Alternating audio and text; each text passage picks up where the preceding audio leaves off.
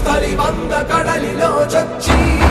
వంద కడలి అట్టడుగున గల శ్రీరంగ శుద్ధి గర్భము చేరి అట